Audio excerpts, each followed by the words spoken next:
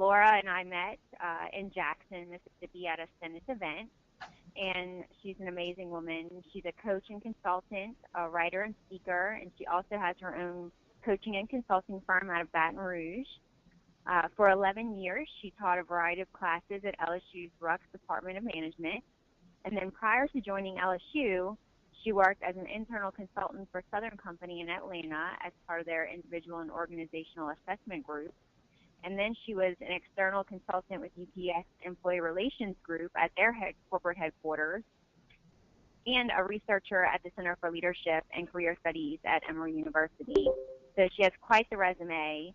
So without further ado, I will go ahead and turn it over to Ms. Laura to get started on this webinar.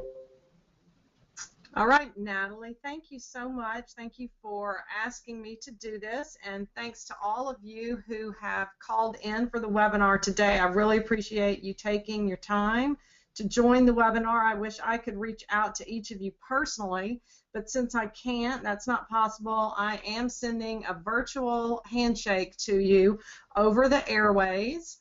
I hope everyone can hear me okay. If you want to just type in into your chat box a Y, meaning yes, you can hear me, so Natalie can see in case we need to adjust anything. You can go ahead and do that now. And if you don't see the chat box, there is a panel from GoToMeeting, and if you can't see that, it's probably beneath something else. For some of you, I'm thinking it could be your first webinar, and if so, welcome. I am crazy about webinars. I participate in them regularly. There is so much great information available to us virtually. Besides webinars, there are other virtual training things that I do, and I'll share a little bit with you about that at the very end. I do welcome your questions and comments, but as Natalie said, we're going to hold out until the end. I'm going to cover quite a bit of material, and I want to talk maybe for about 30 or 35 minutes, and then we'll have 10 or 15 minutes to have questions and discussion, not just questions, but I like some discussion if anyone is so inclined. Just so you know, that's me on the left, and I am sitting in my home office. I work from my home most of the time, unless I'm on a client site, but that's where I am today, and that's my able assistant on the right. Her name is Pearl, E-Girl, and her role in all of this is to start barking like a crazy dog and usually make a big ruckus when I've got something like this going on, but not really. I locked her away today, so maybe we won't see or hear from her if she doesn't escape. But let's talk a little about what this webinar is about. I called it Emotional Intelligence and How It Contributes to Effectiveness, and I designed it for people who may be familiar with the concept of emotional intelligence and want to know more. If you have followed the history of emotional intelligence for the last 15 or 20 years, you probably will just get a good review out of this one, but truly there are a lot of reasons that emotional intelligence is valuable to know and understand, and it does, I think, make people more effective in both personal and professional relationships. Today we're really going to talk about the professional side, and really more specifically, I designed this really for those of you who have a growth mindset, who are into continuous development, lifetime development, because emotional intelligence is certainly something that can be developed over our lives. What I'm trying to accomplish today in this brief time we have together is just to give an overview of this concept of emotional intelligence, talk about the competencies that comprise it, and then just a few minutes talking about the physiology, which is really some of the most fascinating stuff around emotional intelligence, is the brain science that has come to light in recent years. Also, as I go through this, I hope that you will recognize emotional intelligence in yourself, especially when I'm going through the competencies. I'm sure for some of you, you'll think, oh, absolutely, I have that. That's something I'm really good at. And then maybe for some of the other things, you'll recognize that those are areas that maybe you could work on. And then lastly, I'll talk about growing emotional intelligence by presenting a pretty simple model that really does work pretty well. As I said, I'm going to move through the information at a rapid pace. If there's something you want to know more about or you would like a reference for, I've got a resource list at the end of the slides, and almost everything that I cover comes from one of those resources. You know, if you want specifics on exactly where it came from or how to find more information about something, of course, you can email me, and that's something we can talk about and maybe cover in the questions and the discussion. But here's what we're going to do today. You can see on this slide kind of the plan for the day. So let's go ahead and get into the definition. In this box is a definition that I pulled from Wikipedia.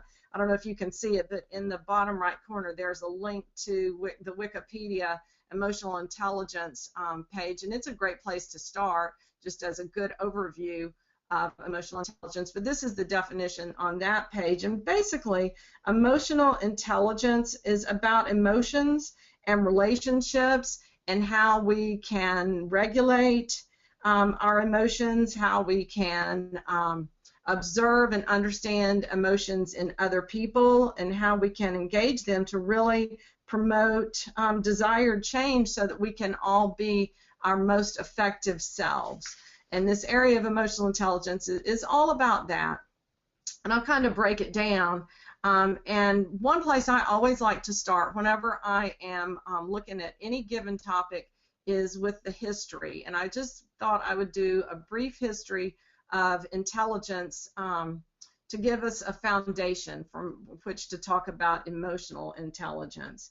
The earliest work on mental ability or intelligence testing was done in Paris between 1905 and 1911 in the French school system, when Alfred Binet and Theodore Simon were charged with developing a test to identify children with mental so that they could be assigned to special education classes.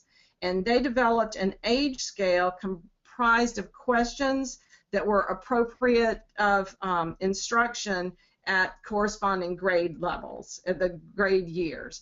And so mental age was based on correct answers to the grade level scale. And if a child's mental age was substantially less than their chronological age, that child was moved into some special education classes. So in 1916, this test that they developed in Paris was modified, became the Stanford-Binet Intelligence Scale. And it is still used today. I don't know if any of you remember the Stanford-Binet, but I remember it as a kid growing up. I remember having to take that. And it is still in existence. And there's some other tests of intelligence that are pretty popular, including the Otis and the Wonderlic. And almost all of these tests measure several different mental abilities, things like memory span and numerical fluency and verbal comprehension, but typically only one score is reported. The different abilities that are measured within any given test are highly correlated, and therefore just one overall score of general mental ability is what is used. And this is also known as IQ. Sometimes it's referred to just as mental ability, sometimes it's referred to as cognitive ability, and sometimes it's referred to as intelligence. And at some point in the 20th century, general mental ability got abbreviated and is commonly referred to as G, especially in the world of psychology. When you hear people talking about mental ability, they're talking about, they'll refer to it as G.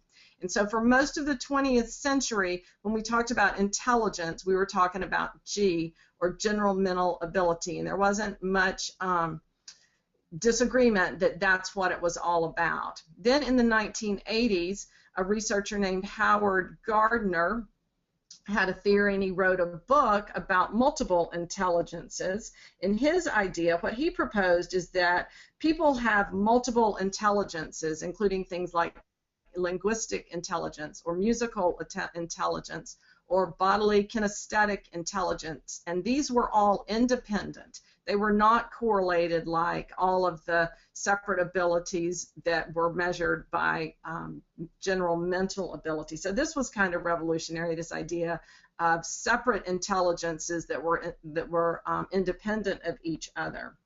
And then in 1990, a guy named Daniel Goleman, who was working as a reporter for the New York Times covering science and psychology, came across an article in a small academic journal that really offered this idea of a concept that they called emotional intelligence.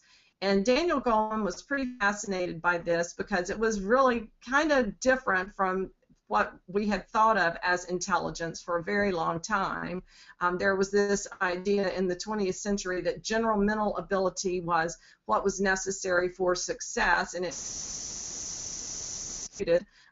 much, but then Goleman got a hold of this idea of emotional intelligence, and he really delved into it, did a lot of research, and it just so happened that about this same time, the technology for studying brain function was coming to life, the brain imaging technologies, and so he was able to gather data from the physiological side.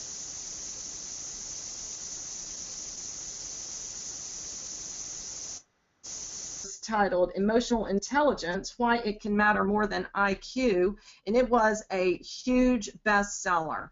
And he really introduced this term into our vocabulary, this idea of emotional intelligence.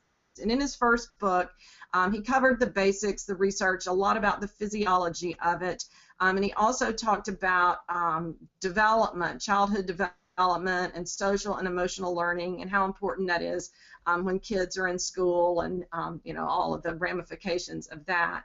And then in 1998, he wrote another book titled Working with Emotional Intelligence, and it's really about emotional intelligence in the workplace and careers and performance and organization performance and a lot of those things that I know you all are interested in. And since that time, emotional intelligence has become widely discussed, and a topic that managers and people in the management development, leadership development area have a great interest in. There are quite a few assessments out there for measuring it in individuals, and you can even measure it at the organization level. So emotional intelligence has kind of like permeated our world, and it all kind of links back to this original work of Daniel Goleman in the 1990s.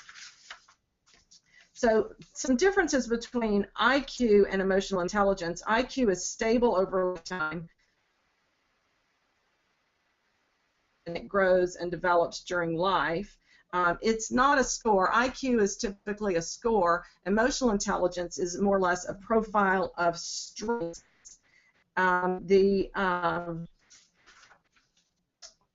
Emotional intelligence is comprised of 4 domains, and you see those on the screen. If you have followed emotional intelligence for quite a while, you may recall that there were 5 domains in the original model, but that has been refined. Nothing was really lost. They were more or less just resorted and recategorized. And each of these 4 domains has several competencies that comprise it. And I'm going to go through those competencies just so you all can see, where everything falls out. These first 2 domains, self-awareness and self-management, that's on the personal side, the personal competence, and social awareness and relationship management, that is the social competence. So you've got personal competence and social competence that comprise emotional intelligence. And under that first domain, self-awareness, the competencies are emotional self-awareness, and this has to do with your being able to read your own emotions and recognize their impact and kind of read your gut and know your gut feeling and use that to guide your decisions. Accurate self-assessment, another competency, has to do with knowing your strengths and your limits. Self-confidence, this is having a sense of your own self-worth and your capabilities. The next of the domains on the personal competence side, self-management, this has several competencies. One is emotional self-control, and that is your ability to keep disruptive emotions and impulses under control. Transparency refers to honesty, integrity, trustworthiness. Adaptability has to do with being flexible and able to adapt to change and overcoming obstacles.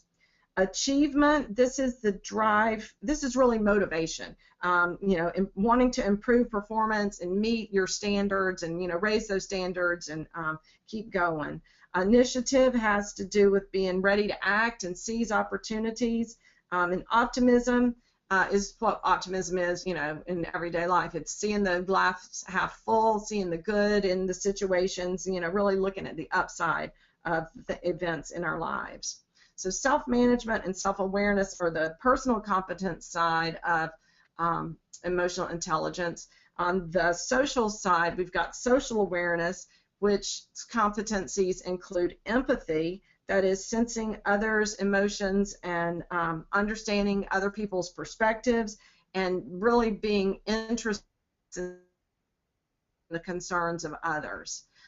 Organizational awareness is really just that political savvy in the organization, being able to get the information from your network and just have an understanding of what's happening in the organizational level.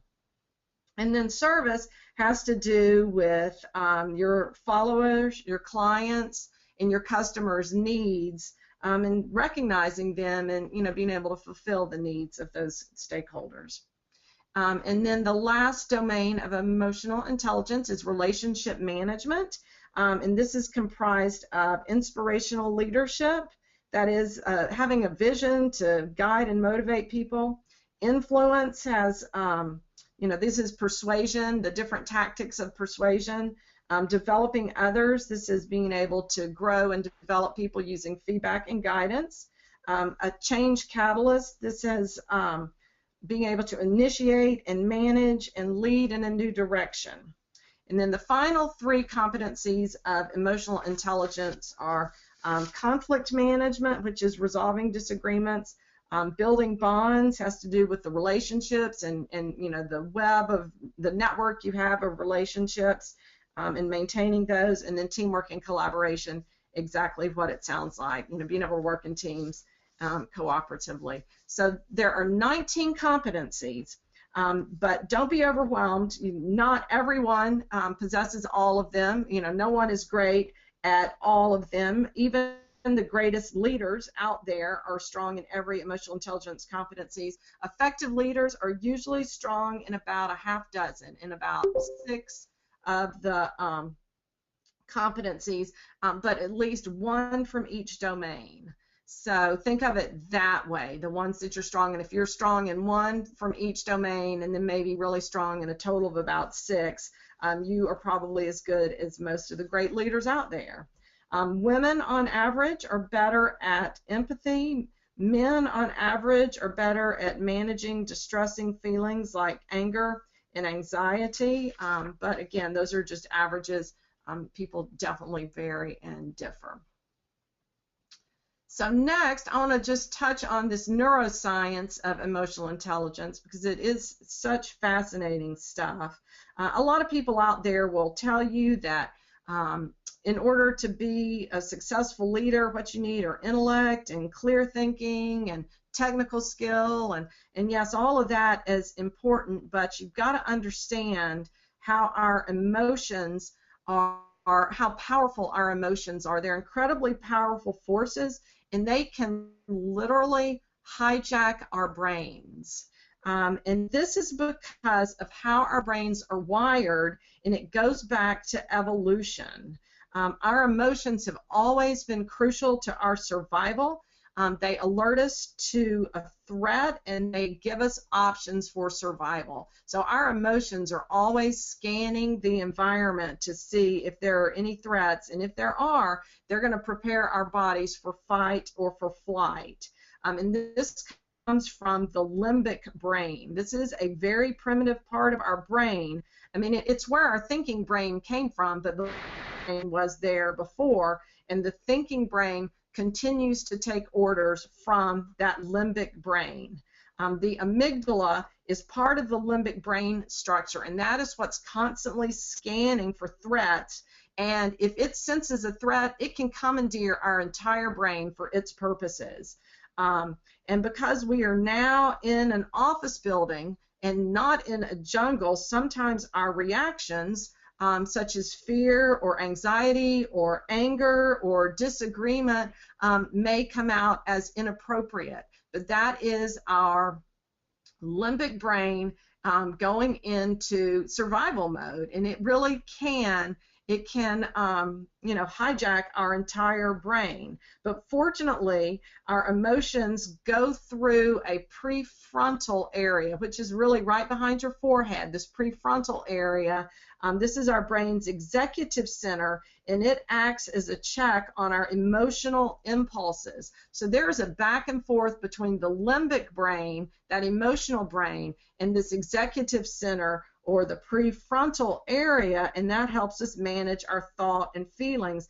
And it's emotional, that's where our emotional intelligence competencies result from. It's that circuitry between the prefrontal area and the limbic brain. When that works correctly, then we keep our our emotions in check. But it's really that relationship and that circuitry that emotional intelligence comes from. So there is definitely a physiological basis for our emotional intelligence. And I was reading something that Daniel Goleman had written, and I thought he was so eloquent when he said that an effective person has both parts of their brain, the limbic and the prefrontal, working in elegant orchestration. So if you are if this is something that interests you, a lot has been written about the neuroscience of emotional intelligence, and it's very interesting. And I actually wanted to share some research from neuroscience with you, but I will just direct you to one of the resources on the at the end of the slides. There's an article about neuroscience and leadership. And you can explore that. I don't really have enough time to get into detail, but what you're seeing on the screen right now, this is a functional MRI, functional magnetic resonance imaging, or MRI, and it has completely opened up a new frontier in leadership research because it allows us to see what is happening in the brain. And this is an actual video of an MRI, someone's brain. MRIs measure brain activity by detecting associated changes in blood flow. Cerebral blood flow and neuronal activation are coupled. When an area of the brain is in use, the blood flow to that region also increases. And the way a lot of this research is happening is they bring subjects in to the lab where an MRI is done on the person, but they're told to recall moments that were emotionally strong moments where they interacted with great leaders or where they interacted with bad leaders.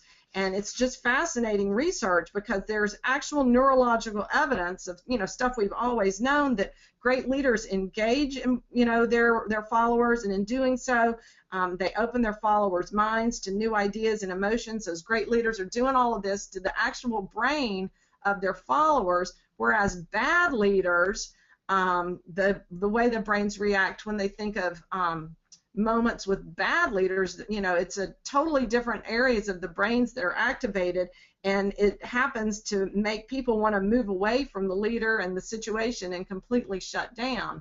So there is a lot to the neuroscience of emotional intelligence. In the article that is in the resources, it actually does describe that in greater detail. Very, very interesting stuff. And I know we're at the tip of the iceberg, only the very beginning of what we will continue to learn about the neuroscience of emotional intelligence. But let me go ahead and share with you some other information about leadership and some other interesting research that I came across. There's quite a bit of research on performance, both at the individual level and the organizational level. In one study of a global food and beverage company, I'm pretty sure it was Pepsi. I think I saw or read or something, Daniel Goleman said it was Pepsi. Research found that when their division leaders were strong in 6 or more emotional intelligence competency, their divisions outperformed their yearly earnings goals by about 20%. And at the same time, leaders in this same organization, division leaders who did not have strength in that many areas or that many emotional intelligence competencies, they underperformed by about the same amount.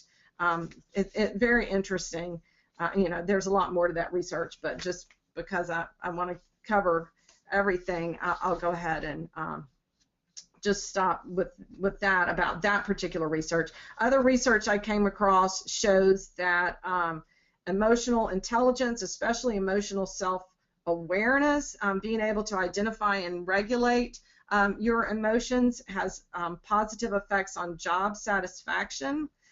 Also in terms of this idea of emotional labor, and this is the stress associated that is experienced by people in emotionally demanding jobs like social workers and healthcare workers. When those people were studied, those workers who had higher levels of emotion recognition, that is the ability to read others' emotion, they experienced less stress in those jobs that had that high degree of emotional labor, and also those workers reported higher levels of work engagement than those employees who had lower levels of emotional intelligence. In terms of great versus good, which is on this slide, a lot of the book, Daniel Goleman's second book, Working with Emotional Intelligence, he spent a lot of time comparing high potential or star performers with average performers. In that research, he found that in the research he looked at IQ, he looked at technical skills and emotional intelligence, and for those employees, comparing the star performers with average performers, he found that emotional intelligence proved to be twice as important as IQ and technical skills for success for jobs at all levels. And also in terms of employees, the great versus the good, the high potential versus the average, research found that the higher the rank of a person considered to be a star performer, the more those emotional intelligence capabilities showed up as the reason for his or her effectiveness. So as people move up in an organization, it seems that emotional intelligence plays a bigger and bigger role in their success. Another study, and this was with Johnson & Johnson, looked at mid-career workers. So these were not people at the highest levels. They were probably more mid-level, mid-career, but these were also those with the high potential. And they found that people that had high potential mid-career were far stronger in emotional intelligence competencies than the average performers in the organization. And then I even found another study, and it was with graduate students, and it found emotional intelligence of the best performers, the great grad students. Emotional intelligence was related both to grade point average and their supervisor ratings. So in terms of great versus good, and I know a lot of companies and managers are interested in identifying those high performers, high potentials, emotional intelligence does seem to be part of that. In terms of developing emotional intelligence, I saw that regularly as I was preparing this, that developing emotional intelligence is certainly possible, and it can be developed effectively and successfully. Longitudinal research at Case Western Reserve University, which is in Cleveland, they have been using emotional intelligence in their MBA program since the 1990s. Students in their MBA program are usually there between 3 and 5 years, depending on which program they register for. And when they enter the program, they go through, some introduction and training on emotional intelligence, and then they're provided with resources and support to develop their emotional intelligence. And the numbers are really impressive that, 60% of them increase in self-awareness and self-management, 40% of them increase their social awareness and their relationship management, and they follow up with these students over the years, and these changes and these improvements and the increases in emotional intelligence have been sustained. So that's great evidence that it is worth it to spend time developing emotional intelligence competencies. Some other research I found about development was that when employees were developed using developmental job experiences, which is a very common way that leadership development occurs, is to assign someone to an experience that's going to give them, a learning opportunity, that those people who have higher levels of emotional intelligence are much better able to deal with the unpleasantness or obstacles that some developmental job experiences may present. And then lastly on this slide, I want to mention just the value of emotional intelligence to this 21st century 21st century workplace. Empathy is important. Just structurally, we're working in teams. There's a lot of diversity. The globalization of our companies and the world that we're in, empathy is quite valuable there.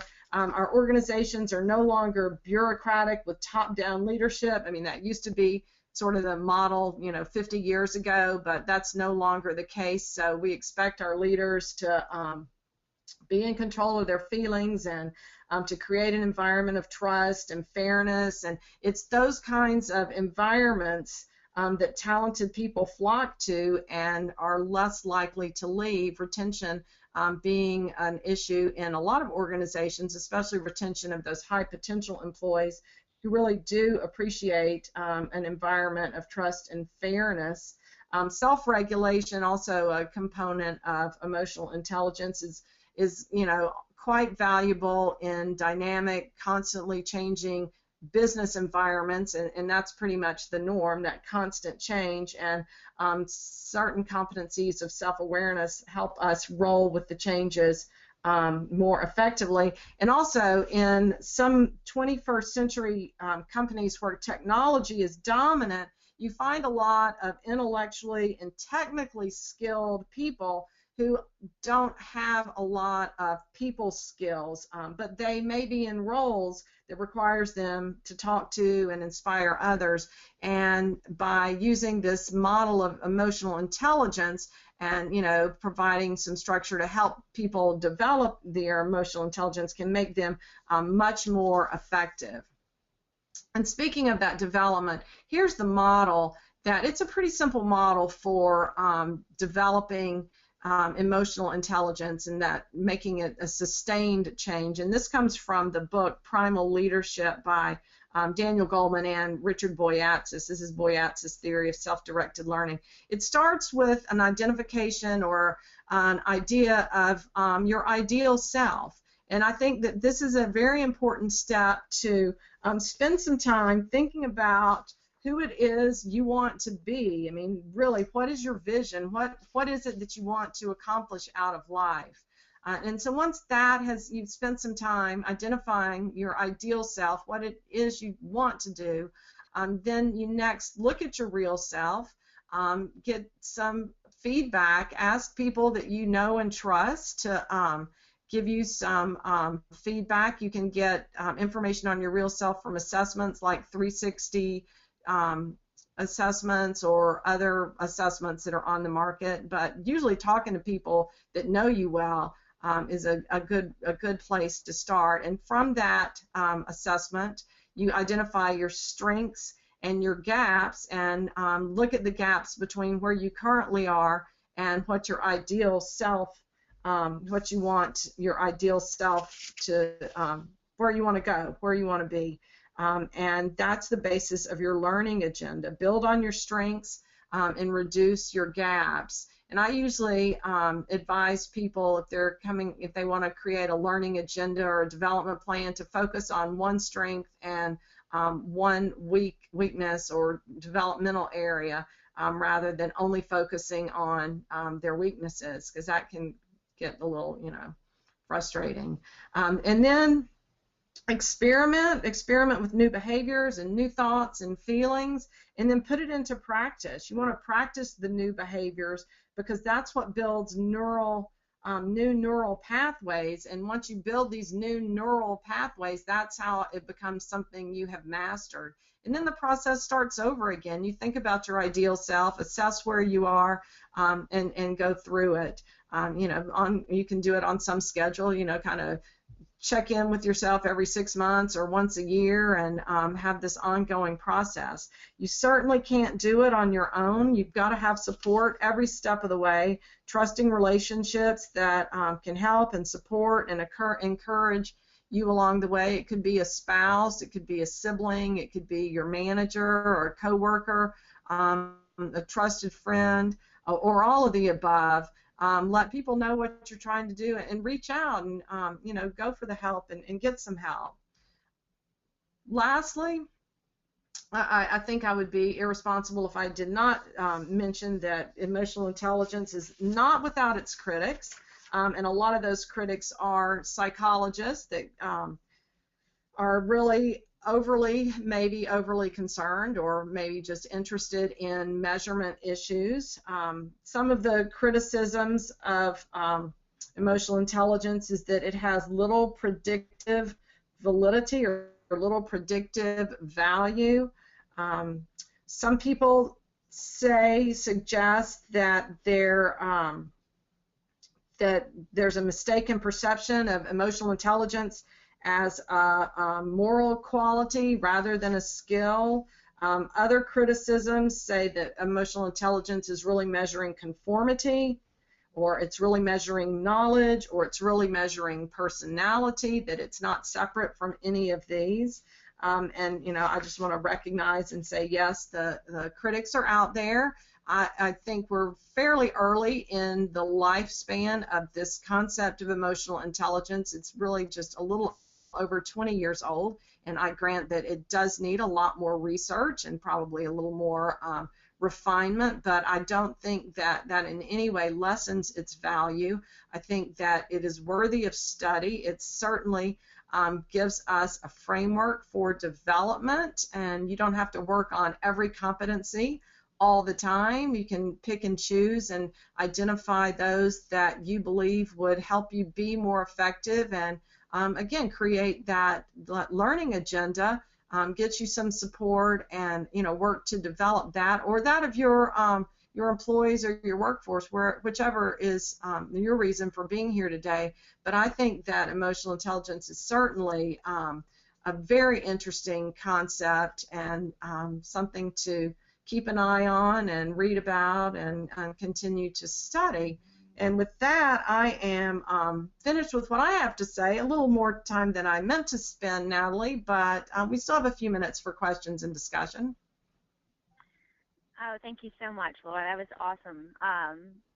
Okay, so does anyone have any questions? You can either type it in the chat, or I can unmute you if you let me know that you do have a question.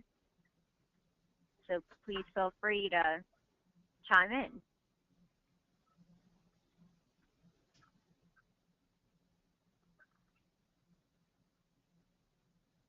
Anyone? No questions? Well, all right. Well, Laura, thank you so much for all the great information. I will make sure that this webinar gets added to our website and sent out to everyone tomorrow afternoon. All right, Natalie. Well, thank you for having me. Let me just, since we didn't have any questions, I'm going to scroll through the slides and show you these resources. I've got 2 resource pages, and this is the article on this one, the second from the bottom, about the neuroscience and the link to leadership, which is, it's pretty fascinating stuff. And then also I wanted to mention that I did a massive online open course. It is the Inspiring Leadership Through Emotional Intelligence through Coursera, which is a MOOC provider. Massive online open courses are referred to as MOOCs. Probably some of y'all have participated in them, but I did this one on emotional intelligence not long ago. It was me and 70,000 people around the world in this class, and I tell you, it was great. I'm now totally into MOOCs as well because they're free. So, FYI. Well, great. This is good information. Well, if nobody has any questions, we'll go ahead and stop the webinar. And again, thank you, Laura, for all the great information.